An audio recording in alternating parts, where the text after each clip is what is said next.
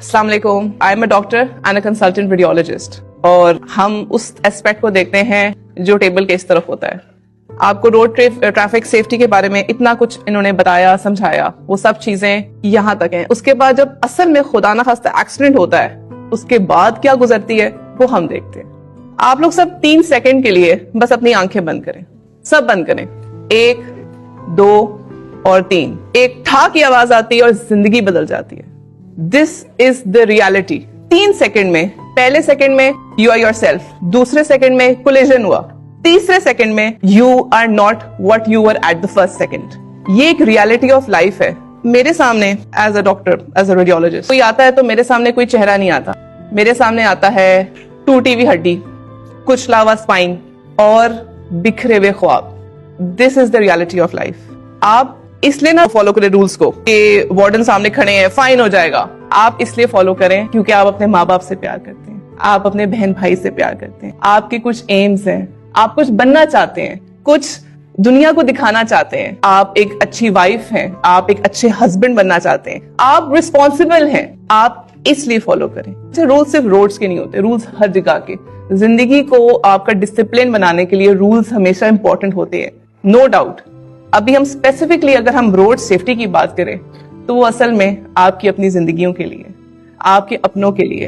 Accidents जब हो जाते हैं तो ये चीजें सामने नहीं आती कि he was a bad driver, क्यों उसने हेलमेट नहीं पहना, उसके बाद सिर्फ अफसोस होता है। इसे कहते हैं ना कि सबसे ज्यादा तड़प वाली दुआएं मस्जिदों में नहीं हॉस्पिटल्स में देखी गई हैं। आई पर्सनली थिंक अगर मेरी किसी बात से या डॉक्टर साहब की किसी बात से किसी की जिंदगी पॉजिटिव तरीके से बदल जाती है या उस किसी की जिंदगी बच जाती है तो शायद अल्लाह ने जो हमारी ड्यूटी थी यहाँ पे वो शायद पूरी की।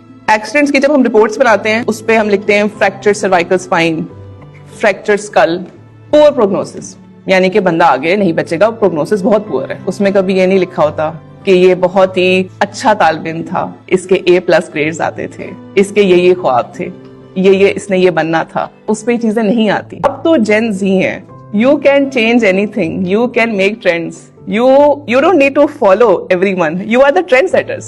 तो आप इस ट्रेंड को अपने अंदर से शुरू करें, अपने हैशटैग्स खुद डिफाइन करें। Yes, safety is priority. जब मैंने अपनी पोस्ट ग्रेजुएशन की डिग्री की, मेरा टॉपिक ही हेड इंजरी था। तो आप ये देखें, मैंने हेड इंजरी के ऊपर जितना रिसर्च किया है, जितना मेरा इसके ऊपर रिसर्च है, तो मुझे पता है कि मैंने टूटे हुए ख्वाब देखे हैं, मैंने एक बंदे के एक्सीडेंट के बाद खानदान उजड़ते देखे हैं, बीवियां, माएं, बहनें, बच्चे रुलते देखे हैं, उनको परेशान कोनों पे खड़े दुआएं करते देखा है, उनको आगे जरिया माश के बारे में फिक्र करते देखा है। रोड पे ज्यादातर उन लोगों का रेशो है जो हमारी जिसे कहते हैं ना वर्किंग एज ग्रुप है, जिसे आप कह लें लेट 20 से लेके 40 तक। ये वो ब्रैकेट है जो मेन अर्निंग ब्रैकेट है।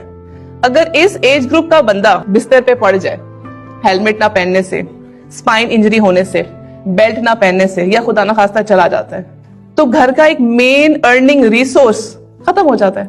कुछ लोगों के पास कुछ सेविंग्स होती हैं, लेकिन सेविंग्स भी कितना अरसा चलती है। इस महंगाई के जमाने में सेविंग्स कितना अरसा चल लेंगी। एक बंदे की अर्निंग से वैसे ही घर नहीं चलता। वो माएं जो अपने बच्चों की खिदमत बैठ के करी, उनको दुआएं करें किसी तरह वापस पैरों पे खड़ा हो जाए, किसी तरह वापस ये नॉर्मल हो जाए। वो बीवियां, वो बच्चियां, वो छोटे छोटे बच्चे, सिर्फ ये एक लापरवाही थी। जो हादसे हैं वो वैसे ही नहीं हो जाते, उनको लापरवाही आहिस्ता आहिस्ता जन्म देती है।